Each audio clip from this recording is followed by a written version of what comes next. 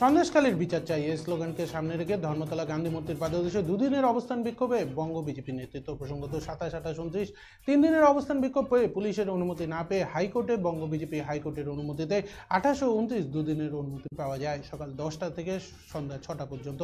পাশাপাশি এও জানানো হয় 150 জনের বেশি কর্মীরা জমায়েত করতে পারবে না এবং মাইক লাউডস্পিকার বাজানো যাবে না। হাইকোর্টের এই সিদ্ধান্তকে স্বাগত জানিয়ে এদিন থেকে শুরু হয় অবস্থান বিক্ষোভ কর্মসূচি।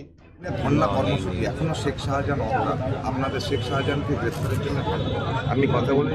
শেখ শাহজাহান একটা প্রতীক মাত্র। মমতা ব্যানার্জির সরকারের যে অপরাধী মুখ, যে অত্যাচারী মুখ, সেটা হচ্ছে শেখ শাহজাহান। এরকম জেলায় জেলায় বহু শাহজাহানকে উনি তৈরি করেছেন।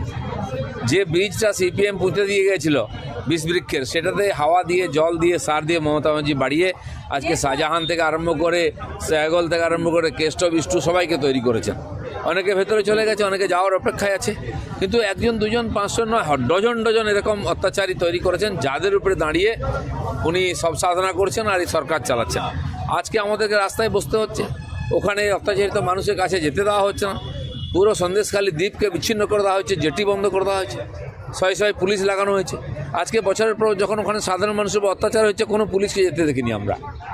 আমি গত আগের পঞ্চায়েত ইলেকশনের পরে গেছিলাম বাসন্তী গোসাবা, তখন বাইকে করে পুলিশ আমার পেছনে পেছনে গেছিল।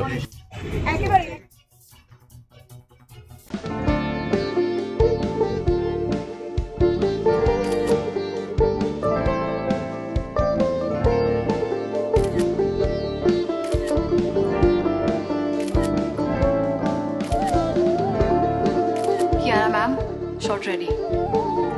Just 1 second, huh?